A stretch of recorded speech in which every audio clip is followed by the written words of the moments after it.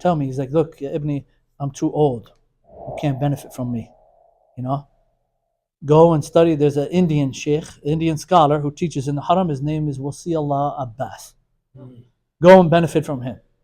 So as soon as he said that, every time I would come to the haram, I would give the sheikh a salam and kiss him on the head and drink a cup of tea, and then go right to the lecture of Sheikh Wasiullah Abbas, hafidhullah ta'ala.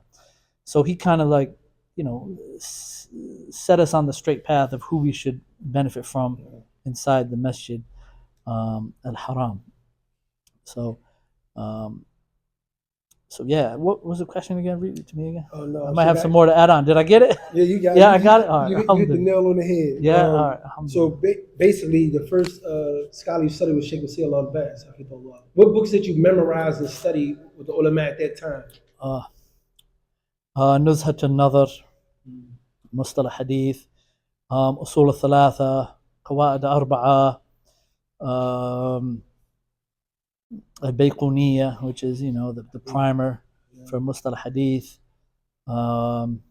Many other matun as well. I don't want to. Alhamdulillah, may Allah enable us to review them and get them stronger. Inshallah, alhamdulillah. The Quran, but I was really focused on the Quran. The Quran, memorizing as much as I could of the Quran. Usul al-Thalatha was like mandatory. I had to memorize that, and I had like probably a third of that memorized before I went. But then when I got the Arabic, before I went, and some Arba'in al-Nawawiyya, some of Umdat al-Ahkam, and a lot of Bulugh al-Maram. And so, at that stage, we were bachelors. It was from 8 to 2:30 in the Mahad. You go home, eat your lunch at the Mat'am Jami'i.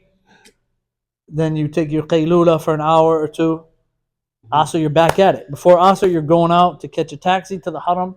From Asr to Isha, you're in the haram. That's it. Asr to Maghrib, you do your review of your Quran, your matun, things like that. Then from Maghrib to Isha, you're sitting in one of the scholars' classes.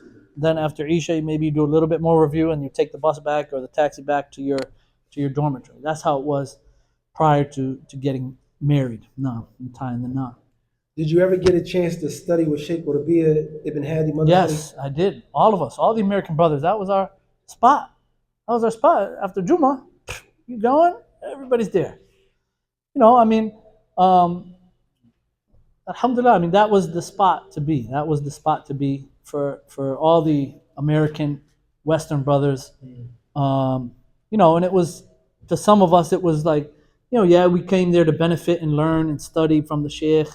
May Allah preserve him. But it was also too, we get to see our brothers there that we haven't seen for a long time.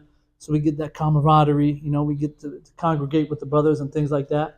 He was the student of Sheikh Muhammad al-Banna. No. So whenever I would, that's what kind of I'd ask Sheikh Muhammad al-Banna, who's this? He's like, oh, that's Sheikh Rabi' al-Madkhali. I was like, okay, what's he about? What does he do? What does he teach? He's like, oh, he used to teach in University of Medina, and now he teaches in his house now and things like this. So we were like, all right. He's like, yeah, if you can't benefit from him, but go to Sheikh Wasiullah. Right, so he directed me to Sheikh Wasiullah. He's like, if you can benefit from Sheikh Rabi', go to him, go to his house, benefit, things like that. So that was, I think, all the American brothers and the brothers from the West would gather up there on Friday. No. The reason why I asked, because it's explained to us like ain't no students from America ever sat with him, or it's like particular people. So that's why I just wanted to ask. Y'all all of us: Musa Richardson, Jamil Finch, Ali Davis, Saeed, Abu Isa, Farhan, Abdul Malik. Basically all of us who were there. Saleh, I think. Can't remember if Jabril Spite used to come or not. Ali Roach, maybe back in the day. Zahid was the one who actually put us on to Sheikh Rabi'. Because we were new, we didn't know anybody. I knew Sheikh Wasiullah, and it was like Zahid. He's like, come with us to the Dars, come with us to this lecture, come with us to this, because he was the one who had the connection with all the Mashayikh, the Mufti, the Kibar al-Ulama. He would arrange. That was, I think, before it was QSS, and then after that it turned to Al-Basir, where he would bring students from the United States and benefit from the Mashayikh and things like this. So, so alhamdulillah. Who were the scholars that you benefited from in Mecca? Your teachers? Many. From amongst them, Sheikh Wasiullah Abbas. Well, I'll do it in sequential order. First scholar that I met was Sheikh Muhammad ibn Abdul Wahhab al-Banna, rahimahullah ta'ala. Sheikh Wasiullah Abbas, tremendously. I studied with him from 2005 to about 2016. As soon as I entered my PhD, that's when I wasn't able to attend all his lectures, but I would still go visit him personally in his house. And he was the supervisor for my PhD thesis anyway. So we were on regular calls and talks and things like that as well. Sheikh Wasiullah Abbas, Sheikh Muhammad Ali Adam, Ethiopia. He was my neighbor. Rahimahullah. So, benefited tremendously from him. Not only his knowledge and his books, but also his manners and etiquettes and his practical implementation of his knowledge of the Sunnah and knowledge of fiqh and knowledge of tafsir and everything. Seeing that, him pray 5 times a day in the same masjid that you're at. Seeing him implement the Sunnah of, laying down on your side after the 2 rakat of Fajr, waiting for the Iqamah of Fajr. Like when I first saw that, I was like, Sheikh, you all right? I went up to him. He's like, leave me. So he's like, yes, you don't know about the hadith of Aisha radiallahu anha, this hadith that when the Prophet Muhammad would pray his 2 sunnah of Fajr, then he would lay down a little bit on his right side, wait for the Iqamah. So like practical implementation of the sunnah, Sheikh Muhammad Ali Adam, subhanAllah. Rahimahullah. Sheikh Rabi' also. So these are the ones who were in Mecca, right? Sheikh Muhammad Bazmoul, not as much as Sheikh Wasiullah or Sheikh Muhammad Ali Adam, and all of the the professors and teachers at the Qura University as well. Many Sudani shuyukh as well. MashaAllah, those, to me, in my opinion, they were from the best of teachers, not only in the Ma'had, but also in the Kulliyah as well. MashaAllah, alhamdulillah. Taha Abidin, he's also from Sudan. He also taught in the master's degree program in Qura. We had some special sittings with him as well. Who else in Mecca? So then you have Sheikh Abdullah ibn Abdulaziz ibn Aqil, rahimahullah, who was from the big scholars of the Hanabila, right? Who was from the students of Sheikh Abdurrahman ibn Sa'di, rahimahullah ta'ala. And benefited from him. He would come down to Mecca on the white days. So he would come on the 13th, the 14th, the 15th. And he would have special gatherings in the Haram where students from all over would come. People would come from Kuwait, Qatar, Oman, everywhere, just to sit with him during those 3 white days in the Haram and read books to him. Minhaj al-Salikin, Usul al-Sunnah of Imam Ahmed, Arba'in al-Nabawiyya, Bulugh al-Maram, Umdat al-Ahkam, Umdat al-Fiqh, Sharh al-Mumti'. So he was like the handbally scholar of the time. So spent, I would say, 6 to 8 years studying with him whenever he would come down to Mecca during the white days. And then we had the beauty of being in Mecca is that Hajj. So you had all the mashayikh coming from everywhere, coming from Jordan, Sheikh Ali Hassan Halabi, rahimahullah, Sheikh Salim Hilali, Sheikh Mashhur Hassan Salman. We get to meet all of them. Sheikh Hussein Awaisha, scholars from Pakistan and India. Also Sheikh Irshad al-Haq al-Athari, met him many times during Hajj. Also Sheikh Ahmed Shaghif, who was also in Mecca. He did the tahqiq of Taqrib al-Tahdhib by Ibn Hajar al-Asqalani. Not too many students knew about him. Benefit from him, reading Taqrib al-Tahdhib with him, because he did the tahqiq of it, the referencing, and so he would know it. He gathered up all the manuscripts. Also, subhanallah. Those are the main ones. And then, Sheikh Fawzan, when he would come down, on the weekends occasionally, Sheikh Sa'ad al-Shathri, Sheikh Salih al-Luhaydan, Sheikh Abdulaziz al-Sheikh, many of the other kibar ulama that would come down from Riyadh. When we would take trips to Medina, Sheikh Abdul Muhsin Abbad, Sheikh Nasir Ali Faqihi, rahimahullah, he passed recently, right? May Allah have mercy upon him. Sheikh Abdul Razak al-Badr. So, we weren't in Medina, but whenever we would go to Medina, we would occasionally sit in those lectures and durus. Sheikh Salih Suhaimi, Sheikh Ibrahim al-Ruhaili, Sheikh Sulaiman al-Ruhaili. And many of those shuyukh we got introduced to through Brother Zahid, because he would invite them and host them through his conferences that he had with with Al Basira. Nah. May Allah bless him and bless the I Shaykh. mean, was there a difference between the students of Mecca and the students of Medina? Excellent question. I mean, Ahlu Mecca adra bi shi'abiha, as they say. You know, the people of Mecca know the roads and know the people of Mecca better than anybody else. So if you wanted to know anything about a student in Mecca, ask the students of Mecca. If you want to know anything about the students in Medina, ask the students of Medina.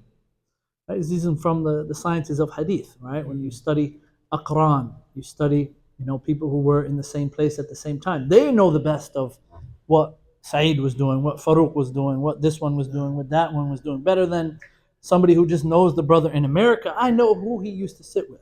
No. I know the posts he used to put on S pubs or Detroit or Salafi Talk or this or that, right? We know what he used to say. We heard it with our ears. We saw it with our eyes. Things like this. So, I would say definitely. I think not to take away from anything of our brothers in Medina, mashallah. They, alhamdulillah, very studious brothers, mashallah. They have. I think the brothers in Medina had a better environment to study in. It was more tranquil, more peaceful. If they stayed connected to the shuyukh and out of, a lot of the things that we used to hear, the hizbiyah that was going on, the partisanship and sectarianism amongst the brothers and things like that. But you see, I mean, look at what the University of Medina has produced, the likes of, Dr. Tahir Wyatt, the likes of, Muhammad Munir, Hadith disciple, many of the other brothers as well who come through here, frequent here, and have graduated. Shadid Muhammad,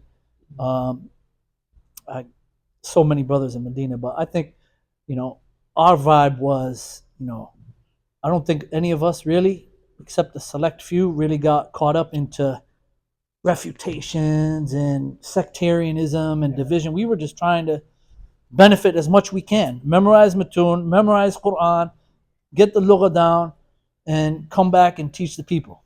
And we were all, I mean, alhamdulillah, we were all pretty cordial and courteous with each other. Alhamdulillah, some of us had different inclinations towards different shuyukh. Some had more inclinations toward hadith and the madhab of Ahl hadith, such as myself, right? Others had, the inclinations towards studying the particular madhab and things like this. So there were certain shuyukh that would teach those sciences of particular madhabs, and certain shuyukh that would teach, the madhab of Ahl hadith, or extracting, the rulings from the hadith and things like that. So in the usul of Ahl hadith or the usul of the Hanabila. So, but I would say, yeah, there are, I would think, Allahu alam. I mean, I haven't, my intermingling with a lot of the students of Medina while I was there was kind of limited. I mean, we did, occasionally meet. And Tahir was there at that time, Dr. Tahir. Brother Salim, rahimahullah. Salim passed away. I love that brother, man. SubhanAllah. I only met him one time, but immediately, just SubhanAllah, he was a really good brother, man. Allah yarhamu. So yeah, I really, I would say, I don't know, Allahu alam, I would say, generally speaking, I think the brothers in Mecca, Allahu alam, and the brothers from Medina, inshallah, Dr. Tahir and Muhammad Munir, you guys can, inshallah, rebut me. I'll accept it. Ala ayn wal rats, ya habibi. Alhamdulillah. But I think there was a higher level of maturity maybe amongst the majority of students in Mecca, that we weren't really getting involved in the qila wa qa'a wa kathrat al-su'al and things like this, I think it was really just focusing on benefiting as much as we could from the shuyukh and trying to, advise each other the best that we could. And, alhamdulillah. Yeah, I think we were like a big family. That you was like very close with, Huh? friends. With brothers in Mecca you was very close with. Oh, man. My man.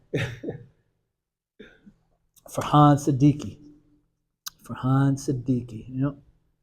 he was my man because he was, when I accepted Islam and I came to the masjid, he was one of the first people I met before we went to study in the masjid.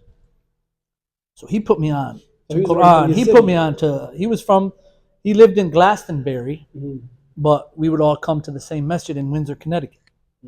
So it was him and a couple other brothers, and we would always hang out. I was a little older than them, a couple of years, but they were, mashallah, they had a big, I think, role and keeping me connected to the masjid, not going back to that lifestyle, and that will always remain in his scale of good deeds. So Farhan Siddiqui, he's currently in Virginia. He lives.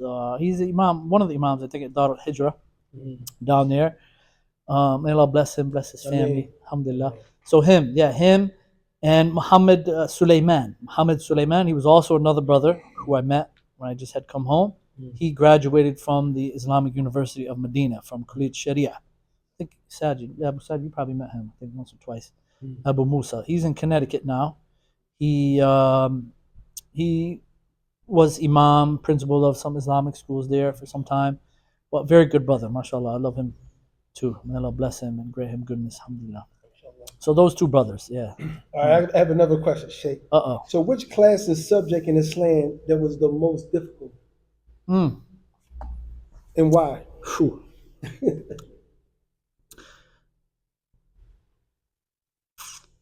What subject was the most difficult?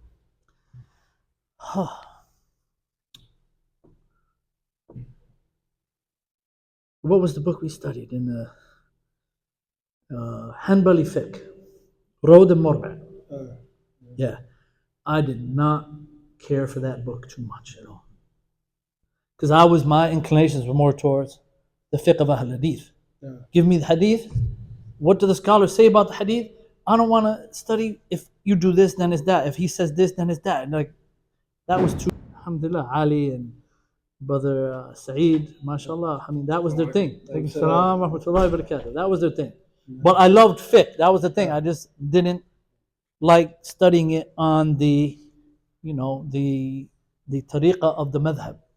I wanted to study it on the tariqah of al-hadith. What was your favorite class? What was my favorite class? Subject, yeah. In the university or in general? So one of my favorite classes was Sheikh Wasil Abbas, his class that he used to teach in the Haram, Fath al-Bari, explanation of Sahih Bukhari, and then also Sheikh Muhammad Ali Adam as well, his explanation of Sahih Muslim, and also his explanation of Bukhari, his explanation of Nasa'i, which I think Muslim and Nasa'i are published and printed now.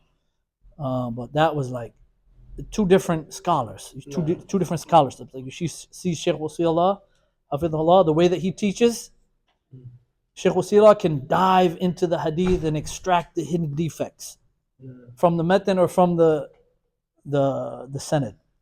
Sheikh Muhammad Ali Adam, he memorized all the narrators of the 6 books of hadith. So he's given from memory. He's the student, he's reading the hadith, the sanad, and Sheikh Muhammad, he's given the brief biography about him from his head. That's how strong Sheikh Muhammad Ali Adam, rahimahullah, his memorization. So man, when he was coming down for Umrah one time, and we had a couple questions. I had a couple questions on paper. He had a couple questions on paper related to fiqh. My neighbor, his thing was fiqh. MashaAllah, from Algeria. Bilal. He's still in Medina today.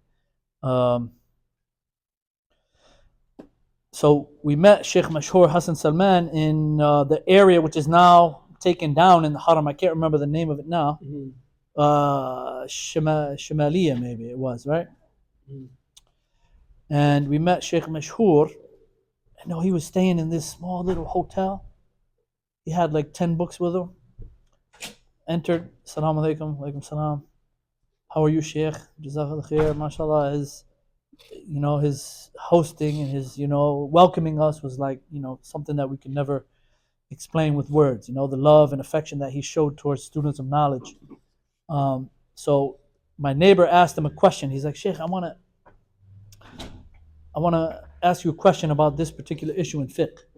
So from the strength of the Sheikh's hifz, and he mentioned about himself, I think he reads like 12 to 16 hours a day. So he answered the question. He says, yes, this mas'ala, Shaykh al-Islam Ibn Taymiyyah mentioned it in Majmu' Fatawa, volume this, page number this, under the chapter of this one. When he said that, I was like, oh, jump. I got to get on my game and start reading. So that's the benefit of reading and being in the books so much, is that you recall things like this.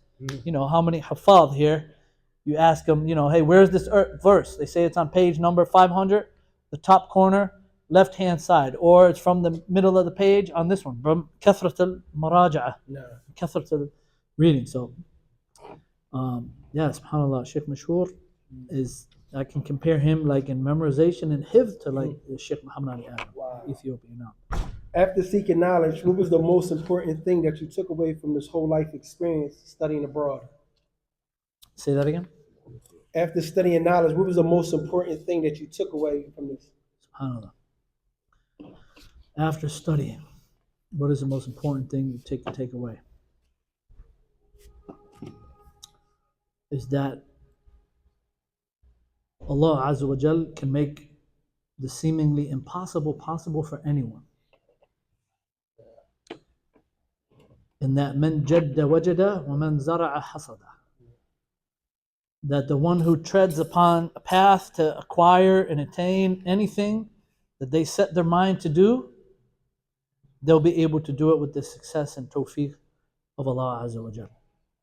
And also taking the asbab, taking the proper means to facilitate that for you.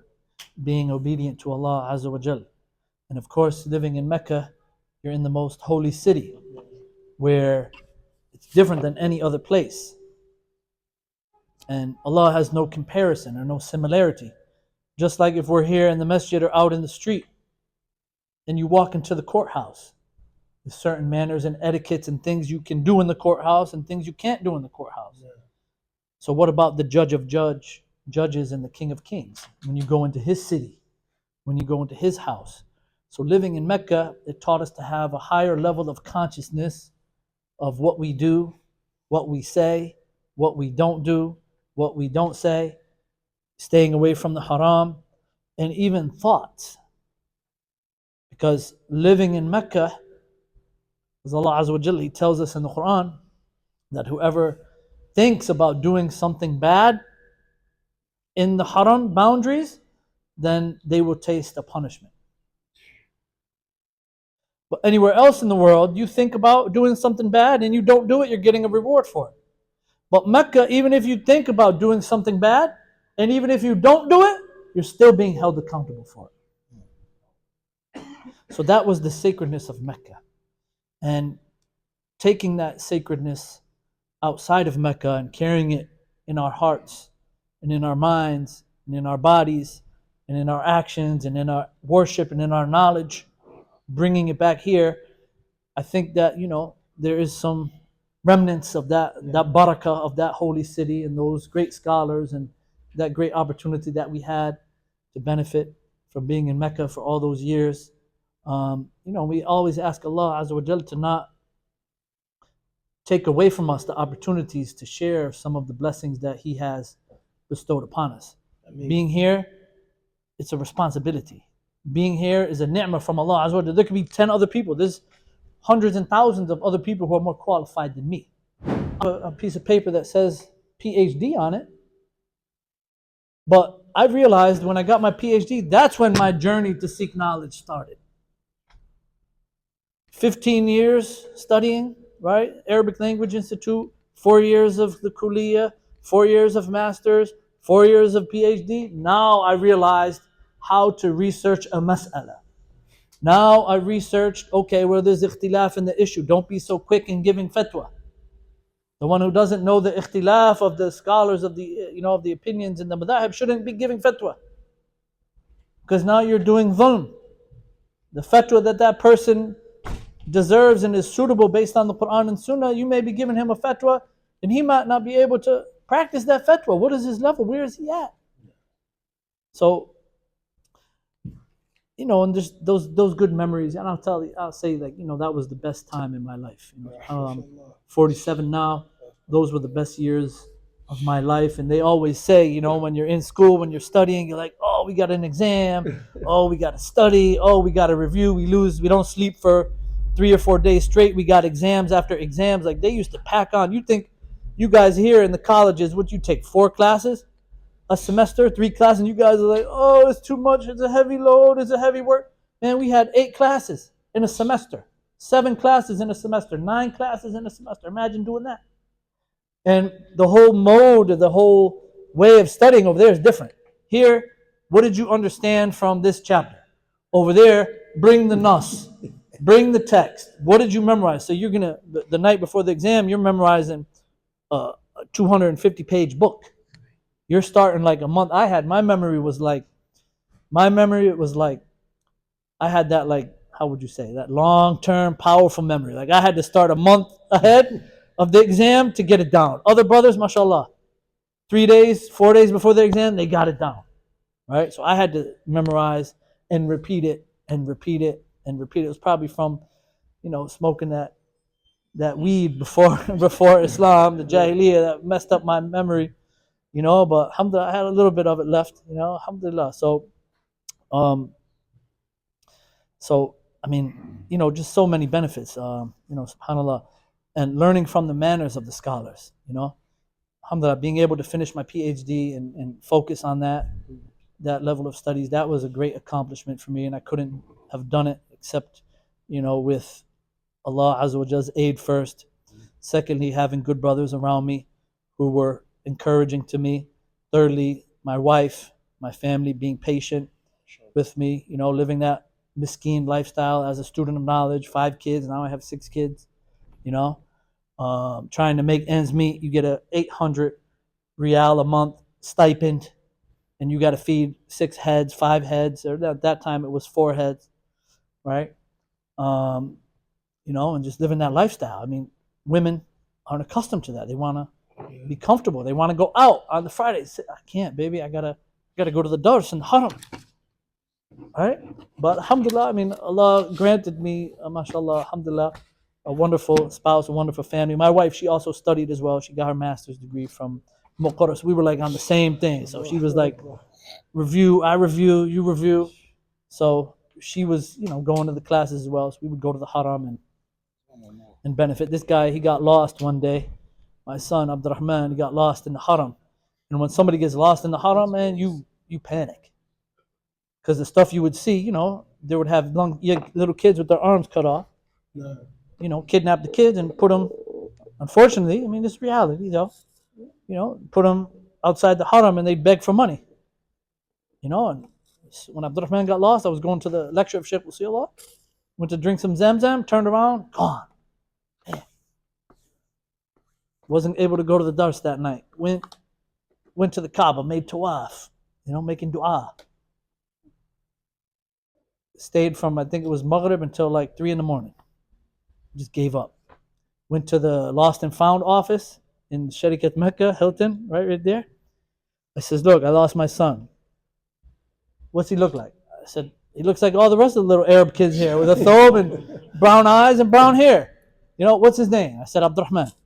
So I went home. I said, khalas, I put my trust in Allah. I took the asbab. I went to Gaza, all the way over there, walked all around Haram. Like, subhanAllah, asking the shurti, hey, where is he? And then, subhanAllah, was like, went home, prayed. And then right before Fajr, I got a call. Hey, we found your son. Come and pick him up, like that. So, I mean, a lot of memorable experiences there.